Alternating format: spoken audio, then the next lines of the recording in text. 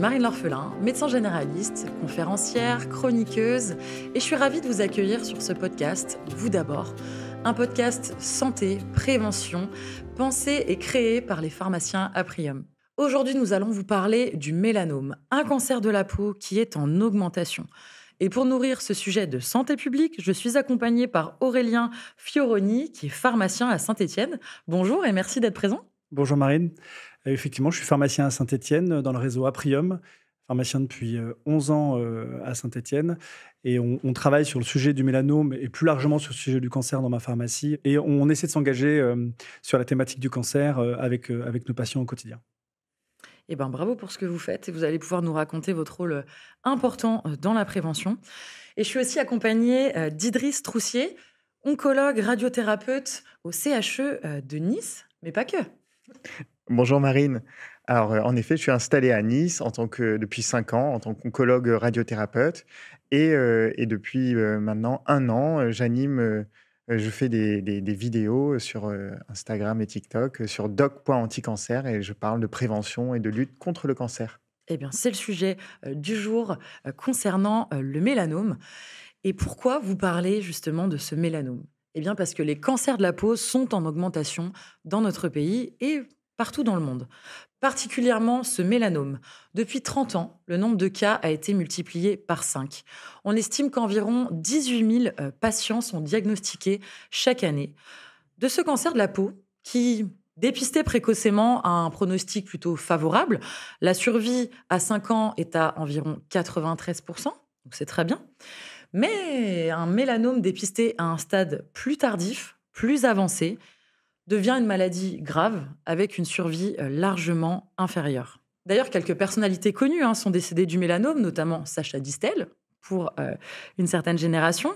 Et des personnalités actuelles en parlent, essayent de sensibiliser le grand public à ces sujets de cancer de la peau. On peut citer Hugh Jackman ou encore Khloé Kardashian, qui a été atteinte d'un mélanome. Et malheureusement, dans notre pays, on fait face au manque de médecins, de spécialistes et donc de dermatologues. Ces 15 dernières années, le nombre de dermatologues a diminué de 20%.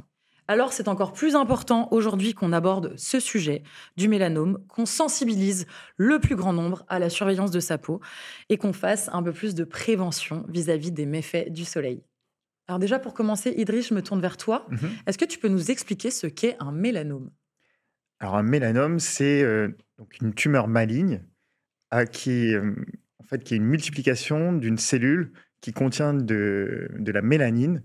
La mélanine est un pigment et donc il va y avoir un développement anarchique de cette cellule.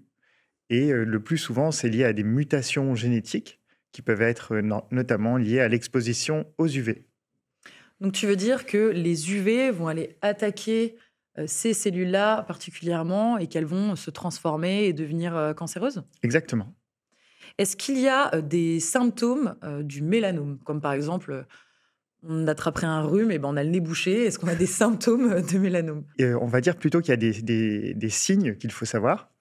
Alors, le mélanome, dans 80% des cas, 3/4, va se développer sur une peau saine. Donc, c'est l'apparition d'une tache qui peut s'agrandir, s'épaissir et qui va être colorée, liée au mélanocyte. Et sinon, il peut y avoir aussi un grain de beauté qui va se transformer en mélanome. Et donc, ce grain de beauté va augmenter de taille et va changer. Il y a des critères qu'on va citer tout à l'heure qui permettent de déterminer s'il faut consulter un dermatologue. Donc l'idée à retenir, c'est que déjà, un mélanome, il se développe principalement sur, comme tu disais, la peau saine, c'est-à-dire que c'est une nouvelle lésion qui apparaît. Et ce n'est pas toujours un grain de beauté existant qui devient tumoral. Oui, exactement. Dans la majorité des cas, c'est ça. Donc déjà, on déconstruit un peu une idée reçue que c'est forcément des grains de beauté qui deviennent des mélanomes. On vient de le dire, l'apparition du mélanome, il peut être lié aux UV, à l'exposition solaire. Mais est-ce qu'on a d'autres facteurs de risque? Est-ce que tout le monde peut avoir un mélanome? Alors, il y a des facteurs de risque qui sont avérés. Par exemple, le fait d'avoir eu des fortes expositions solaires pendant l'enfance est un facteur de risque. Le fait d'avoir un phototype clair, c'est-à-dire une peau claire, donc de ne pas être mat de peau. Donc c'est forcément les blonds, les roux? Voilà, les blonds et les roux, ils ont tendance à faire à avoir des coups de soleil et donc sont moins protégés face aux UV. Ensuite, il y a le fait d'avoir des antécédents personnels de mélanome ou des antécédents familiaux. Dans la famille, il y a eu des cas de mélanome. Donc ça, c'est important. Après, il y a des personnes qui ont plein de grains de beauté. On dit que dès qu'il y a plus de 50 grains de beauté, ces personnes sont exposées à... c'est un facteur de risque. Le fait d'être immunodéprimé aussi. Qu'est-ce que ça veut dire être immunodéprimé? Ça veut dire alors soit que l'on prend des traitements qui fait que l'on va avoir des cellules immunitaires qui sont en quantité moindre, par exemple pour les patients qui sont greffés. Soit des gens atteints de maladies auto-immunes. Voilà.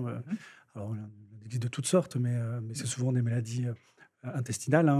La maladie de Crohn, par exemple, la rectocolite hémorragique, qui vont entraîner effectivement une immunodépression. Et effectivement, chez ces patients-là, il y a un risque accru de développer un mélanome.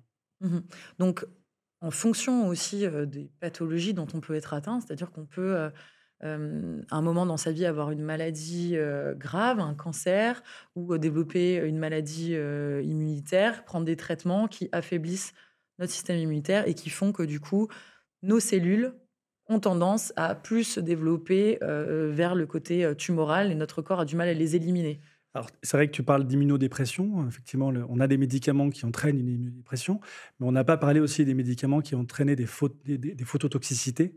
C'est-à-dire qu'ils sont les médicaments entraînent au rayonnement UV une toxicité au niveau de la peau, donc des rougeurs. Et ça aussi, ça peut exacerber le risque de mélanome, quoi. Donc, Et quels sont ces médicaments? Ce sont des médicaments du quotidien? Ouais, c'est des médicaments du quotidien. Alors, le plus connu, finalement, les plus connus sont les ANS, les anti-inflammatoires non stéroïdiens, l'ibuprofène, par exemple, Ok. les antifongiques, quelques diurétiques, le furosémide. On a des patients qui sont sous furosémide pour ceux qui sont hypertendus.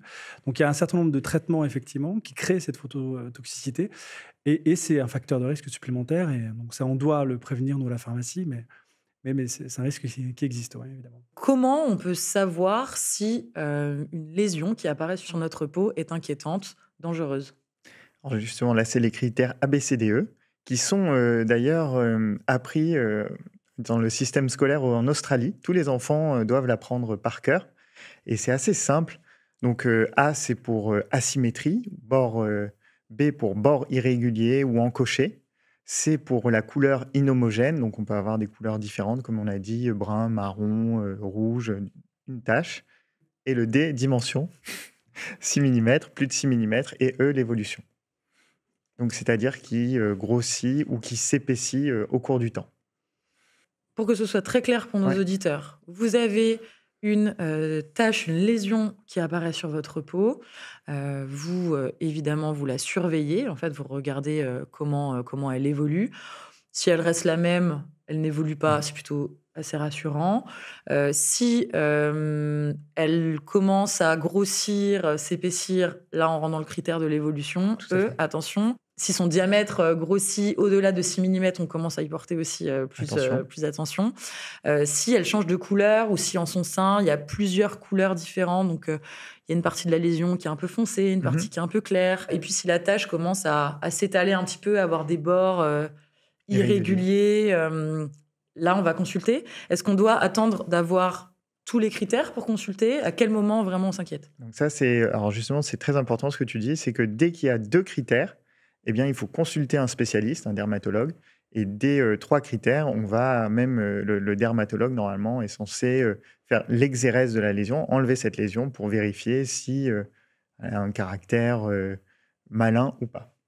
On n'attend pas pour consulter, puisque, on l'a déjà dit, mais on le répète, c'est hyper important. Si on prend en charge précocement un mélanome, initialement, on ne sait pas que c'est un mélanome.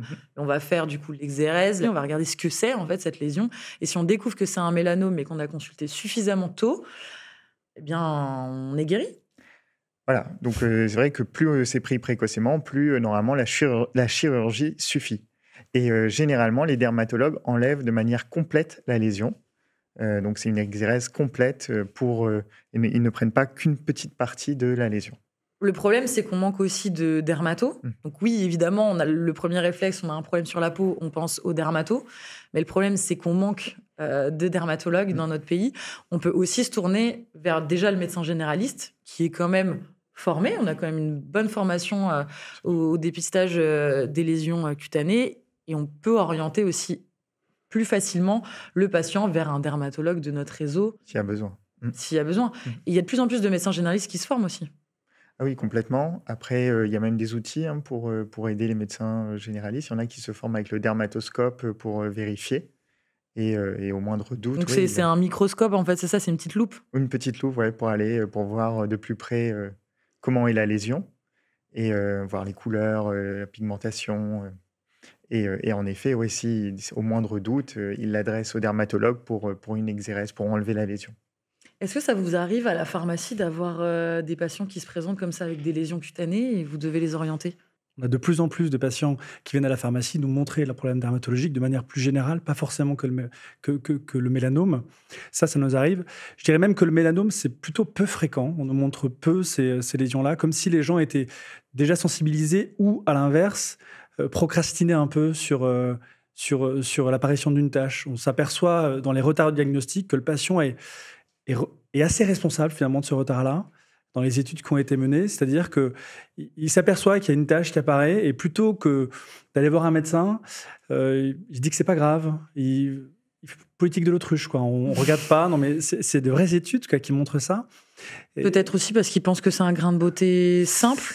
Alors, il y a peut-être aussi un peu de ça. Mais dans la population générale, quand même, on a quand même deux catégories de patients et je trouve que ça s'exacerbe avec le temps. On a les hypocondriaques qui vont chez le médecin pour tout et n'importe quoi, et puis on a les autres qui finalement ont du mal à aller chez le médecin pour soigner, et on a ça beaucoup en dermatologie. Alors, et d'une, parce qu'il manque de dermato, donc ils se disent, bon, finalement, j'aurai jamais de rendez-vous, c'est pas la peine. Et de deux, parce qu'on a peur de ce qu'on va nous annoncer, particulièrement sur les taches, ça fait souvent peur, ça. Et donc, on a ce retard de diagnostic aussi à cause de ça. Et c'est vrai qu'en pharmacie, on nous montre peu les tâches. Ça peut arriver qu'on nous les montre.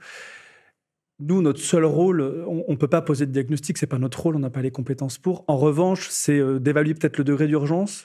Quand on voit que la tâche a vraiment un aspect atypique, d'envoyer directement chez le médecin en appuyant le discours auprès du patient. En général, ils nous font confiance, donc ils le font. Notre rôle, il est plutôt là, mais évidemment, pas de poser de diagnostic, c'est pas notre compétence, quoi. Et est-ce qu'une des solutions serait les fameux scanners corps entier associés à de l'intelligence artificielle? Est-ce que ça a déjà fait ses preuves? Alors, il y a eu des études là-dessus et c'est vrai que maintenant, il y a des logiciels où on prend en photo et l'intelligence artificielle fait aussi bien que les dermatologues pour détecter des lésions suspectes. Mais bon, ce qui est important à retenir, c'est quand même que le diagnostic de mélanome se pose en anatomopathologie, donc il faut faire vraiment l'exérèse, enlever cette lésion pour confirmer le diagnostic que c'est une tumeur maligne. Mais oui, en effet, pour détecter le vilain petit canard, eh bien, l'intelligence artificielle est là et je pense qu'elle aidera très probablement les dermatologues, les médecins généralistes dans les prochaines années. Ouais, ces nouvelles technologies vont certainement arriver et permettre d'améliorer justement ce dépistage. Un mot très rapide sur les applications. Il y a des applications aussi téléphoniques qui voilà, proposent de prendre en photo les grains de beauté, les taches. Est-ce Oui, que parce vous que c'est avez vrai des que infos c'est de là-dessus? l'autodépistage et en effet, on doit prendre chaque année en photo les différentes parties ou zones du corps et vérifier si il y a un grain de beauté qui est apparu ou s'il y a une transformation ou une augmentation de taille d'un grain de beauté. Donc oui, c'est vrai que ça aide pas mal et il y a des applications là-dessus. Donc ce que tu viens de dire, c'est que oui, du coup, il faut prendre en photo ces grains de beauté, ces lésions, ces taches, d'autant plus si de nouvelles apparaissent sur votre corps et créer une banque d'images en fait. Donc on peut se servir effectivement d'une application qui va garder ces images en mémoire, créer une banque d'images pour pouvoir montrer ces images à son médecin, dermato éventuellement, pour évaluer si la lésion vraiment évolue et si elle est inquiétante. À quel rythme on doit faire cette autosurveillance? À quel rythme on doit analyser notre peau et prendre en photo? Alors, ce qui est recommandé normalement, c'est une fois par an. Et donc, soit on se fait donc son autodépistage ou soit on a, donc son dermatologue et avec qui on peut consulter ou alors un médecin généraliste qui souhaite ou qui a les compétences pour faire ce suivi. Donc un rendez-vous annuel pour faire le Mmh. dépistage, des Et mélanomes. d'ailleurs, c'est ce qui est très important à préciser, c'est que l'examen clinique se fait tout nu. Ah bah oui. Ouais. Parce que vraiment, on regarde, disons, le dermatologue ou le médecin généraliste va regarder toutes les parties du corps, parce qu'il y a des formes de mélanome qui peuvent être sous-inguéales, au niveau palmoplantaire. Voilà, c'est pas forcément que sur les zones du bras ou du visage ou des jambes. C'est plus régulièrement sur les zones exposées au soleil, mais ça peut arriver effectivement sur d'autres zones intimes ou Complètement. dans le cuir chevelu, une zone Mhm. qu'on peut pas forcément bien analyser soi-même. Et tu l'as mentionné, sous les ongles. Oui, il y a une forme sous les ongles où là, ce sera une tache pigmentée en longueur euh, qui peut apparaître. Et puis, il y a même des formes un peu atypiques, comme on dit, mélanome uvéal, donc au niveau des yeux.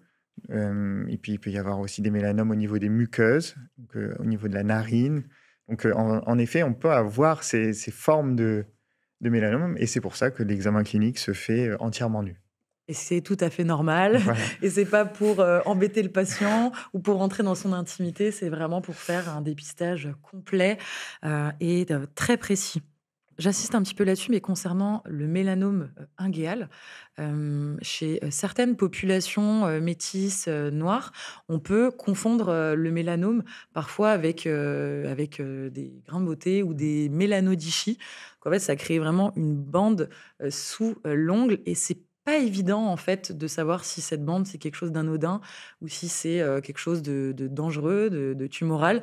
Et donc il faut absolument consulter si vous avez une bande colorée qui apparaît au niveau de votre ongle. Quoi qu'il arrive, il vaut mieux prévenir que guérir. Voilà. C'est Évaluer tout de suite ce que c'est. c'est pas des choses qu'on regarde naturellement quand même, quoi, ce qu'on a sous l'ongle. Donc, Exactement. puis je pense que c'est vraiment pas connu du grand public, ça, pour le coup.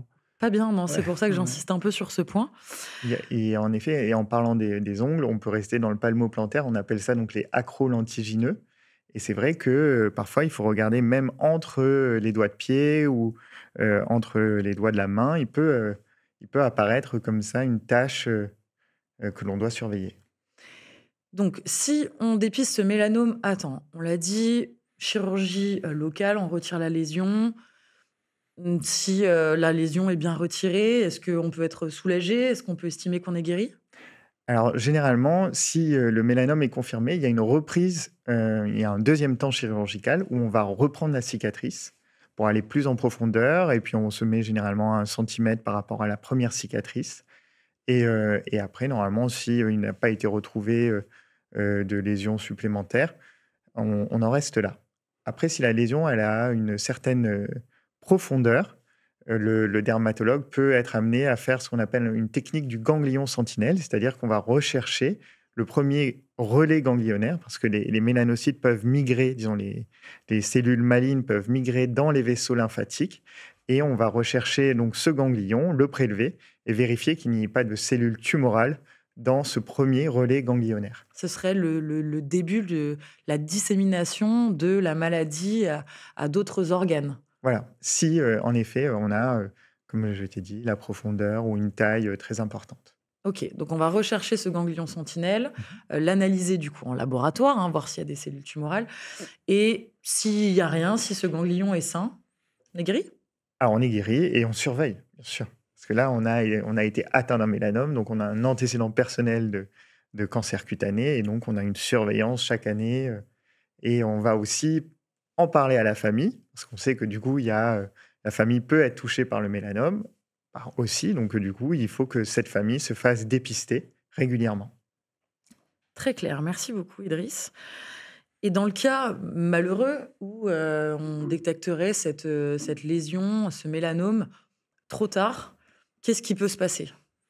Alors déjà, on va faire un bilan d'imagerie pour vérifier. Donc ça, il y a des PET scanners pour vérifier s'il y a des métastases à distance. On peut faire une IRM cérébrale aussi pour voir s'il n'y a pas des métastases au niveau cérébral. Et après, dans ce cas-là, on va être pris en charge par des spécialistes en dermato-oncologie qui vont proposer des traitements selon les caractéristiques de la tumeur. On va rechercher on va analyser au niveau moléculaire et rechercher, il y a des cibles très précises, et on va pouvoir après proposer soit des thérapies ciblées ou soit de l'immunothérapie qui va permettre de soigner et de lutter contre ce cancer. Donc c'est une maladie disséminée, plus grave, métastatique. Et là, du coup, on a besoin de traitements complémentaires. C'est pas juste la chirurgie, c'est des traitements complémentaires. Tu l'as mentionné. C'est pas la chimiothérapie dans le mélanome? Alors voilà, il y a eu des énormes progrès des traitements et maintenant on parle plutôt d'immunothérapie ou de thérapie ciblée et ça a révolutionné la prise en charge des patients qui sont au stade de mélanome métastatique et on a des belles survies. Généralement, ce qui est dit, c'est à 1 an, il y a 70% de survivants et à 5 ans, ils sont plus de 50% en survie alors qu'avant, c'était 11 mois de survie. Donc il y a Ah des oui. vrais progrès depuis 2011. Ah oui, des beaux progrès. Qu'est-ce que ça veut dire, immunothérapie, thérapie ciblée? Moi, je comprends, mais plutôt pour nos auditeurs. Alors, l'immunothérapie, c'est une thérapeutique qui est relativement récente. Elle a une quinzaine d'années à peu près, et c'est vrai qu'elle a sauvé la vie de pas mal de personnes. L'immunothérapie, pour essayer de faire simple, alors c'est pas simple, c'est pour ça que c'est compliqué. L'immunothérapie, en fait, on va injecter chez un patient ce qu'on appelle un anticorps. Donc, un anticorps, c'est une entité immunologique, d'accord, qui va se fixer sur la tumeur et qui va permettre au corps de reconnaître la tumeur. En gros, c'est un warning sur la tumeur. On injecte ce médicament, ça met un warning, ça la flash, la tumeur. Et là, le corps se dit « Ah, ça, j'aime pas », et donc va aller le détruire. Nos cellules immunitaires vont aller détruire ces cellules tumorales. D'où immunothérapie. C'est le Exactement. propre système immunitaire Ouais, du ça. patient qui va détruire Exactement. la tumeur. Et c'est une technique qui était révolutionnaire et qui maintenant est relativement commune, mais c'est vrai que ça a permis de sauver pas mal de patients, pas que pour le mélanome d'ailleurs. Mais voilà, donc, alors c'est très schématique ce que je dis, on vulgarise, mais dans l'esprit c'est ça. Et la thérapie ciblée, c'est un petit peu différent. Alors pour le coup, la thérapie ciblée, elle a un intérêt majeur déjà pour le confort du patient, c'est que c'est du thérapeutique qui se prend à la maison. D'accord. C'est des comprimés voie orale qu'on en prendrait pour une hypertension artérielle, qu'on va chercher à la pharmacie classique. Et lui, c'est cette thérapie ciblée. Alors, elle a pour rôle de ralentir la progression tumorale. Donc, elle inhibe quelque part la croissance de la tumeur. C'est vraiment son rôle. Et ça, pour le confort du patient, c'est assez extraordinaire, puisque finalement, plutôt que d'être à l'hôpital, à se faire injecter des produits, et ben là, on vit notre vie classiquement, et c'est très profitable pour le patient, outre le fait que c'est plutôt très efficace comme traitement, quoi. Amélioration de la survie, traitement plutôt personnalisé, individualisé en fonction du coup du type de tumeur Exactement. dont on est atteint, du type de mélanome, et moins d'effets indésirables que les chimiothérapies qu'on connaît dans le cancer. Il y a moins d'effets indésirables. Et puis, je reviendrai simplement sur la thérapie ciblée. La thérapie ciblée, le fait qu'elle soit prise à l'officine, donc effectivement, ça facilite la vie des patients. Et en plus de ça, la sécurité sociale comprend bien l'intérêt de la bonne observance de ces traitements par les patients, et donc à demander aux pharmaciens d'officine, en partenariat avec les oncologues, d'avoir des entretiens, des suivis, des entretiens pharmaceutiques, avec ces patients-là. Donc on propose, nous, dans les pharmacies Aprium, ces entretiens pharmaceutiques pour les patients sous anticancéreux par voie orale.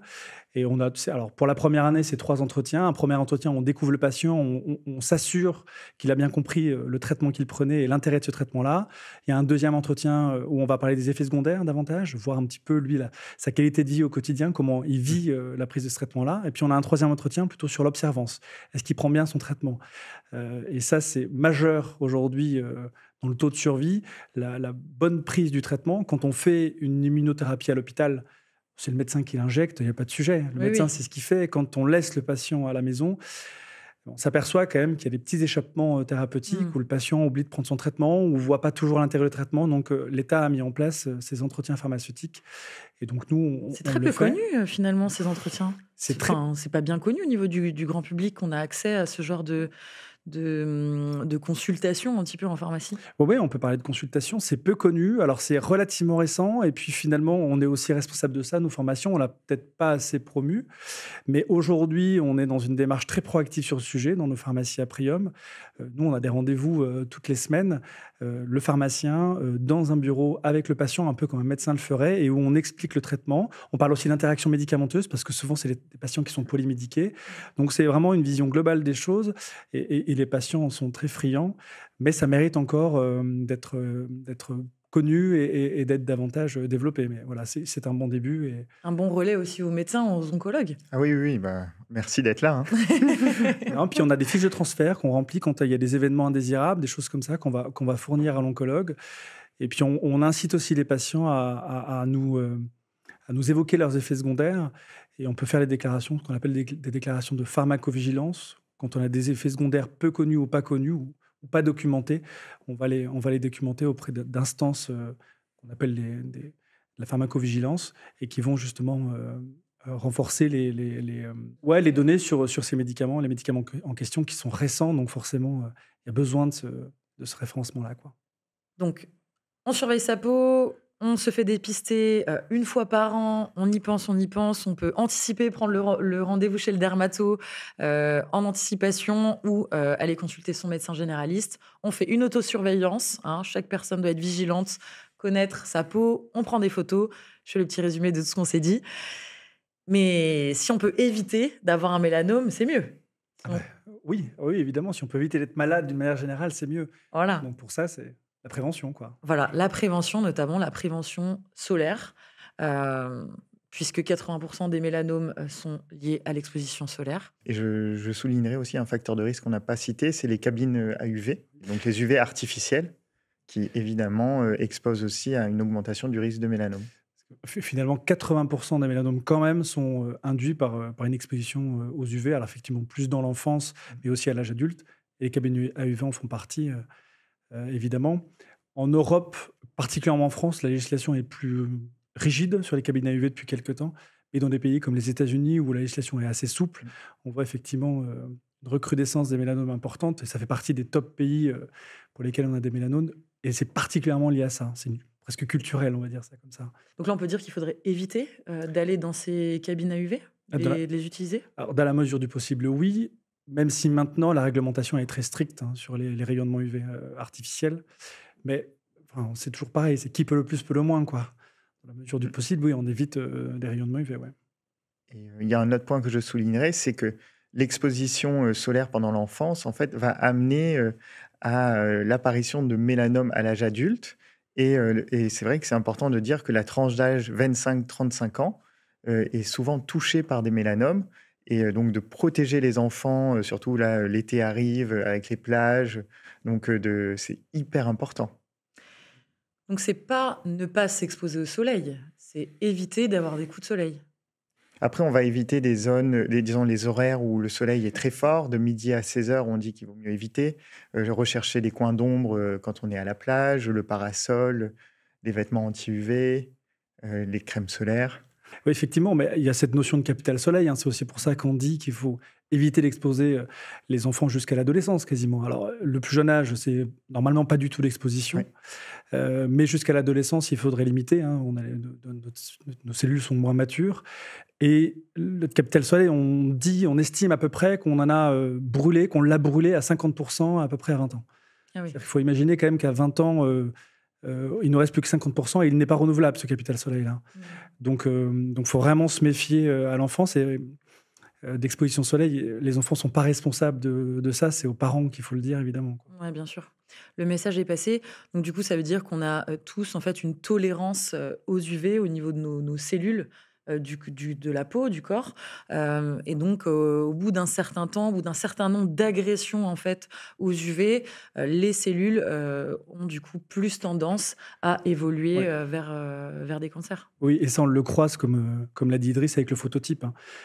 Quelqu'un qui a un phototype...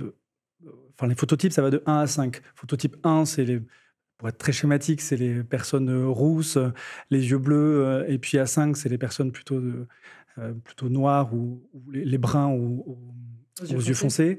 Un phototype 1-2, forcément, son capital soleil est bien moins important dès le départ qu'un phototype 5, quoi. Oui, alors, les personnes qui, justement, ont des peaux métisses, noires, foncées, est-ce qu'elles doivent quand même se protéger face au soleil ? Oui, évidemment. Oui. Elles doivent que... Alors, c'est pareil, c'est une idée reçue de penser que parce qu'on a une peau foncée ou parce qu'on est bronzé, on ne doit pas utiliser de crème solaire.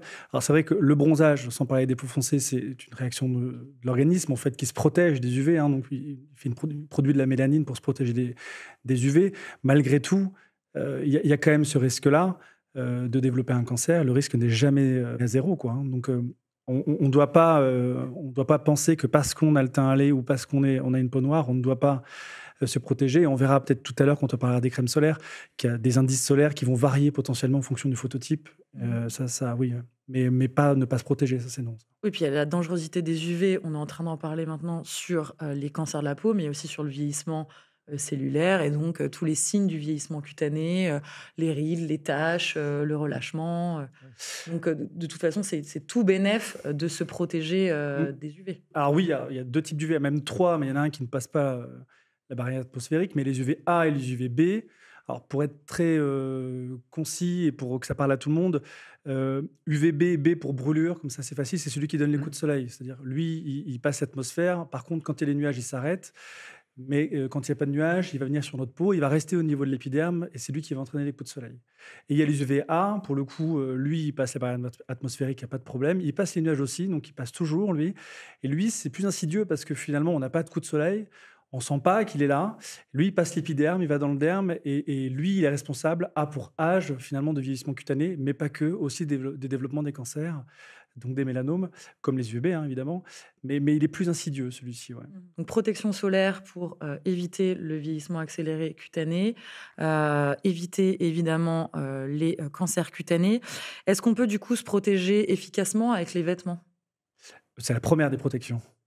C'est la première des protections. On a souvent tendance, quand on parle de protection solaire, de parler toujours de crème solaire. Puis finalement, la première des protections, c'est l'ombre. Et c'est les barrières physiques, dont les vêtements, quoi. Ils n'ont pas forcément tous besoin d'être anti-UV, etc. La première des protections, c'est ça. Ouais. Oui, une simple chemise à manches longues et peu Exactement, importe ouais. sa couleur. Du blanc protège de la même manière des UV. Ouais, exactement. Ouais.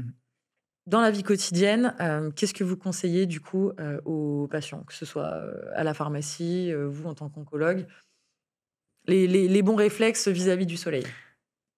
Surtout que là, la saison estivale arrive, donc c'est vrai que c'est important d'éviter la période midi 16h où il y a une forte, disons, le soleil est beaucoup plus fort. Porter un chapeau, des lunettes.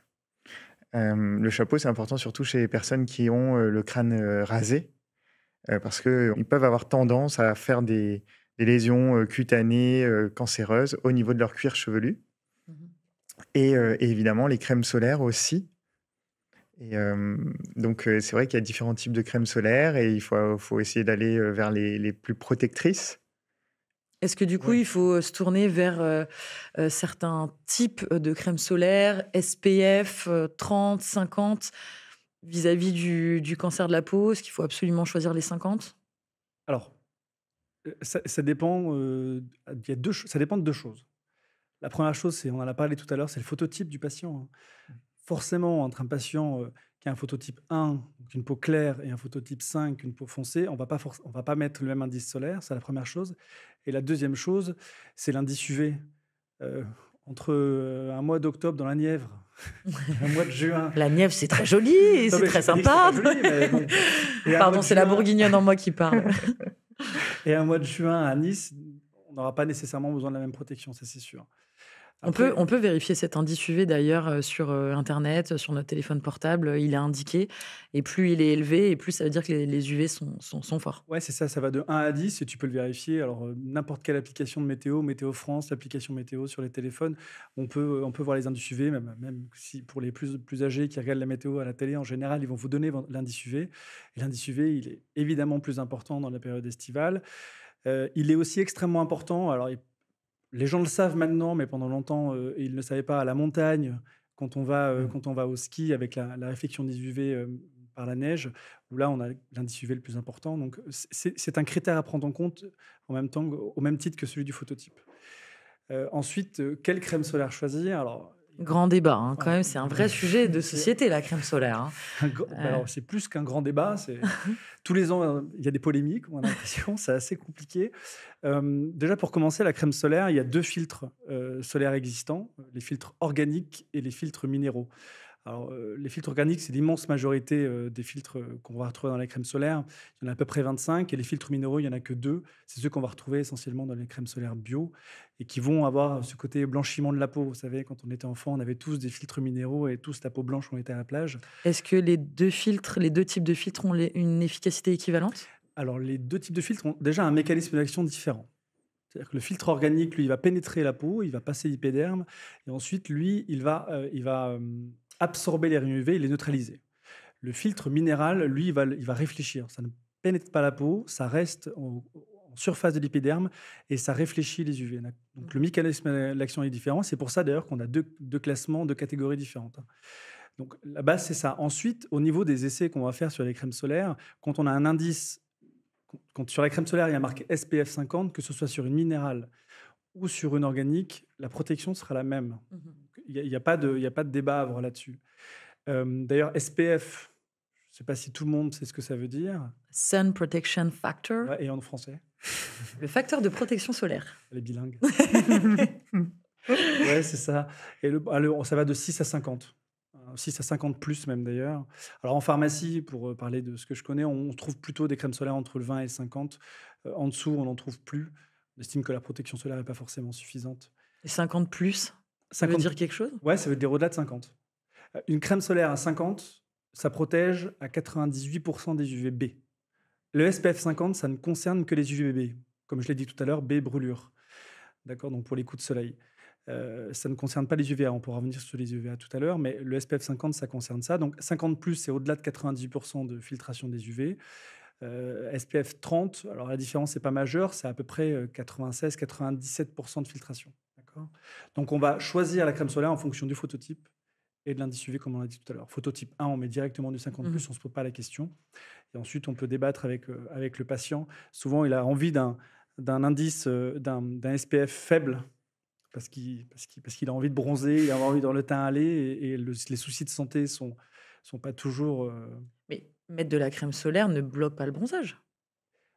Alors, non et oui quand même, si, un petit peu. Si. Quand tu mets de la crème solaire minérale, ça réfléchit les rayons UV, donc il n'y a pas de bronzage. Ok, sur le minéral. Sur le minéral, ouais, ça réfléchit. Mais si, d'une manière générale, ça limite le bronzage. Alors, ça le stoppe pas complètement. De toute façon, il n'y a pas de protection à 100%, mais ça le limite. Si, clairement, oui. D'ailleurs, il y a un sujet là-dessus, hein, sur les compléments alimentaires qui préparent à bronzer. Ça ne protège pas du tout. Il faut surtout se protéger. Ça ne veut pas dire que si on prend ces compléments alimentaires, on peut s'exposer au soleil. Justement, creusons cette idée reçue de la préparation de la peau au soleil. Est-ce qu'on peut vraiment préparer sa peau au soleil grâce aux cosmétiques, produits qu'on applique ou aux compléments alimentaires? Alors, non, mais... Voilà. C'est votre question? Non, parce que ça n'existe pas des boosters de mélanine. Non, alors en fait, je dis non, mais parce que la plupart des compléments alimentaires, basiques, ça n'est que des pigments, en fait. Donc, ça ne protège pas. Il y a certains compléments alimentaires, mais je ne veux pas brouiller le message, qui vont contenir des précurseurs de synthèse de mélanine. Donc ça existe, et aussi quelques antioxydants. Donc ça peut exister.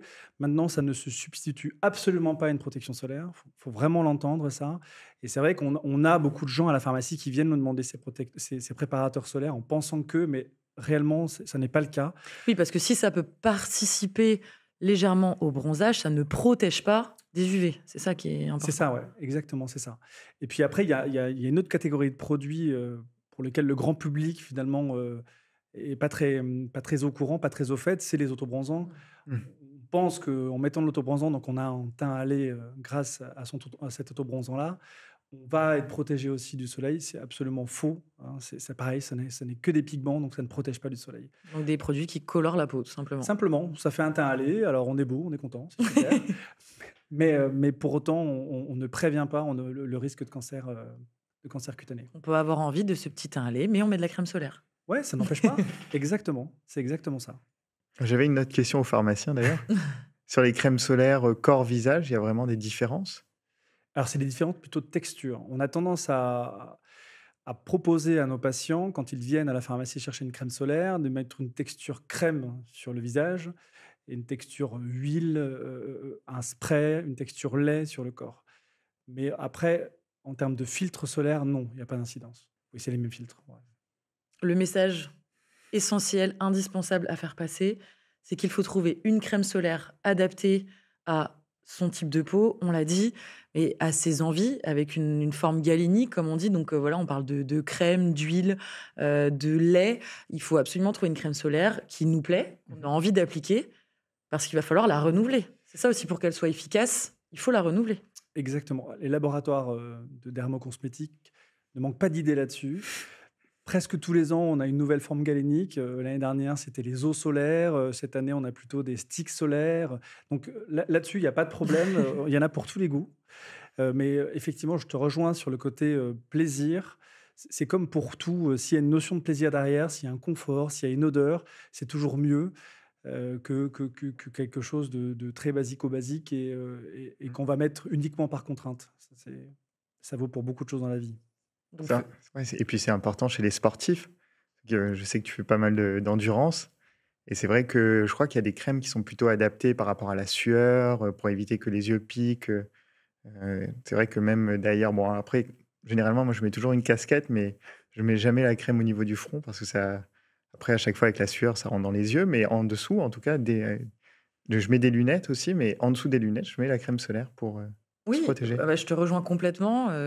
Mettre de la crème solaire quand on est sportif, il faut y penser, parce qu'on est très exposé, surtout à cette période estivale où on est peu habillé quand on pratique du sport, et ça peut être pendant plusieurs heures parfois, Mhm. si on fait des sports d'endurance.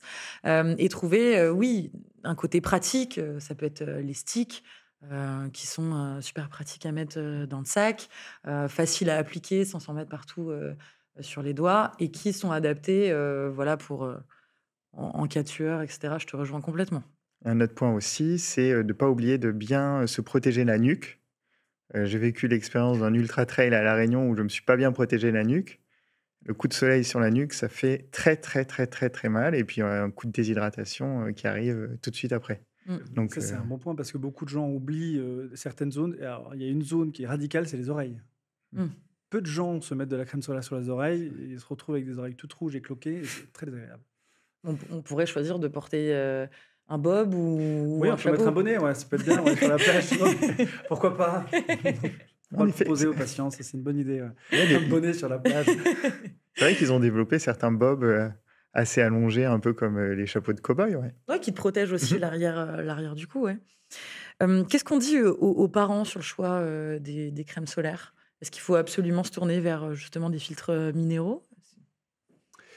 Les crèmes solaires, alors effectivement, il existe des crèmes solaires pédiatriques. Alors, la première chose à dire, c'est que les crèmes solaires pédiatriques, que si on réfléchit d'un point de vue purement santé, c'est presque un non-sens, parce qu'on a tendance à demander aux parents de ne pas exposer leurs enfants. Donc, normalement, on ne devrait même pas s'en servir, mais on va s'en servir quand même.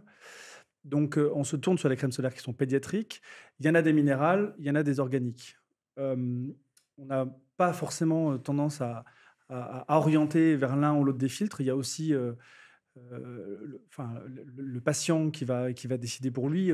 La crème solaire minérale, on va dire qu'elle a meilleure presse, notamment d'un point de vue environnemental plus que santé, hein, puisque en termes de santé, on l'a dit tout à l'heure, quand on a un indice solaire, que ce soit minéral ou organique, on va avoir la même protection.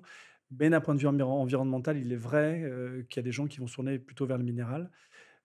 Mais d'un point de vue santé, non, il n'y a pas forcément il y a pas d'intérêt à mettre plus du minéral que de l'organique chez l'enfant. Après, on dit quand même que vu que les filtres minéraux sont blancs et qu'on les voit, on sait mieux où on a mis la crème solaire. On peut être plus rassuré d'avoir mis de la crème solaire partout. Ouais, c'est vrai.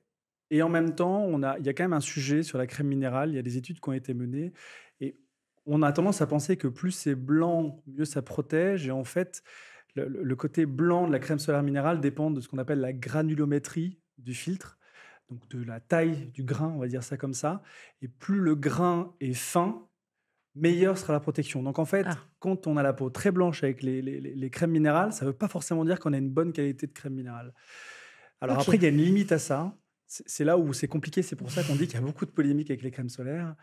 C'est que plus on va microniser, c'est-à-dire plus on va rendre le grain fin, moins il sera visible, mais plus on va s'approcher de la nanoparticule qui fait beaucoup débat, Hmm. et plus il y a un risque qu'elle passe la barrière cutanée et donc les dommages collatéraux. Donc c'est un jeu d'équilibriste, mais les laboratoires, notamment les laboratoires de crème solaire bio, ils y arrivent plutôt bien. Hmm. Bah, de toute façon, dans tous les sujets, hein, en médecine, dans tous les sujets de santé, on parle de balance bénéfice-risque. Tout à fait. On est d'accord que la balance bénéfice, elle est largement, elle penche en faveur des bénéfices. Il faut se protéger du soleil. On utilise ces produits, que ce soit des filtres chimiques ou minéraux. C'est meilleur pour notre santé de se protéger plutôt que d'utiliser en se disant que oui, ce sont des produits chimiques. Il n'y a absolument pas, il y a pas photo, hein. Il y a vraiment pas photo. Effectivement, la protection solaire, elle est essentielle. Il n'y a pas de question à se poser. Voilà, là-dessus, je ne peux que te rejoindre. Clair et net. Et surtout, il ne faut pas oublier que quand on va dans l'eau, eh bien, soit on a une crème solaire qui tient avec l'eau, donc dans ce cas-là, pas de souci. Ou sinon, il ne faut pas hésiter à en remettre quand qu'on sort d'une baignade. Donc on en remet si on a beaucoup transpiré, après une baignade. Et sinon, quoi qu'il arrive, c'est toutes les 2 heures. Oui, c'est ça, c'est toutes les 2 heures. On remet de la crème solaire toutes les 2 heures. Il ne faut pas hésiter là-dessus, sur la fréquence et sur la dose. Alors, la dose, on a tendance à être un peu radin sur la dose. On n'en met pas suffisamment. Alors, il faudrait à peu près 2 grammes par mètre carré de crème solaire par mètre carré de Ça peau veut de dire crème quoi, solaire. ça? Justement, j'allais y venir. Ah. Alors, 2 grammes par mètre carré, pour être plus simple, il y a des gens qui utilisent des techniques des phalanges. Je ne sais pas si vous connaissez cette technique. Non. Alors soit le pouce, soit la première phalange du pouce, soit la phalange du majeur. Donc, on estime que sur le visage, il faudrait mettre à peu près 2 à 2,5 phalanges sur le visage. Sur le corps, c'est 4. Sur les bras, c'est 2. Voilà, vous pouvez regarder sur Internet, c'est assez précisé pour chaque membre, comme ça. Sur les mains, c'est 1 phalange. Mais il y a cette technique-là. Donc, on met de la crème solaire sur sa phalange et on se dit, bon, bah là, j'ai mis 1 ou 2 phalanges sur mon visage, je suis bon, quoi. Et ça répond à peu près aux normes demandées par les fabricants de crème solaire. Mais on a plutôt tendance à en mettre vraiment pas assez. Très bonne astuce pratique. La crème solaire, on peut la conserver au chaud, dans son sac. Combien de temps? On évite de la conserver au chaud, clairement. Alors, une fois qu'elle est... Alors, C'est souvent le cas. Elle est dans le panier avec nous à la plage. Alors, le problème, c'est... Il y a un problème, effectivement, sur la conservation de la crème solaire au chaud. Elle n'aime pas trop, mais on sait qu'on n'a pas le choix. Sur les tubes de crème solaire, ça va varier de 6 à 18 mois. C'est marqué après ouverture. Ça va être marqué dessus, hein. Il y a le logo dessus. 6M, 12M, 18M. La majorité, c'est 12M après ouverture. Sinon, une crème solaire, de manière classique, elle se conserve à peu près 3 ans. Donc, 36 mois après fabrication. Après fabrication, d'accord ? Donc, quand vous aurez une crème solaire, l'astuce, c'est de mettre la date dessus. Pour savoir jusqu'à quand elle dure, parce qu'une crème solaire périmée, pour le coup, ça peut être plutôt dangereux parce qu'elle n'est vraiment pas efficace. Et une crème solaire périmée, comment ça se détecte si on n'a pas marqué la date dessus? L'odeur, déjà, il y a une odeur qui est pas exceptionnelle. La granulométrie aussi, on en a parlé tout à l'heure, elle est un peu granuleuse. La présence de sable aussi, souvent, hein, quand on la laisse traîner, ça, on essaie d'éviter, hein, l'étalement n'est pas bon. Eh ben, plein de conseils très pratiques. Merci pour toutes ces infos. On en apprend franchement à chaque fois, tout le temps sur les sujets. J'en ai encore appris beaucoup avec vous. Idriss, on garde en tête du coup la règle ABCDE, nouvelle lésion qui apparaît sur votre corps ou grain de beauté qui évolue. Vous pouvez regarder encore une fois sur Internet. On la trouve partout, cette règle. Ça vous donne les signaux d'alerte qui doivent vous amener à consulter. Puisque voilà, on ne le répétera jamais assez, il faut dépister le mélanome le plus tôt possible pour une bonne prise en charge et une bonne guérison. N'hésitez pas aussi à prendre conseil auprès de vos pharmaciens. On en a parlé, vous avez vraiment un rôle de conseil aussi bien sur les cosmétiques, les crèmes solaires, on en a beaucoup parlé, mais aussi en cas de traitement. On le rappelle, cette consultation d'accompagnement si vous êtes en traitement oncologique, hein, donc contre le cancer. Et puis vous, à la maison, on vous demande d'être vigilant. Voilà, faites votre autosurveillance, regardez votre peau et prenez-la en photo afin de surveiller l'évolution des lésions. Et vous pourrez retrouver ce podcast, vous d'abord, en version vidéo sur la chaîne YouTube d'Aprium et en audio sur toutes les plateformes de podcast. N'hésitez pas à vous abonner pour ne rien manquer des prochains épisodes sur des sujets de santé et de prévention. Merci à Aprium d'avoir rendu possible ce podcast et je vous donne rendez-vous pour un prochain épisode. À bientôt.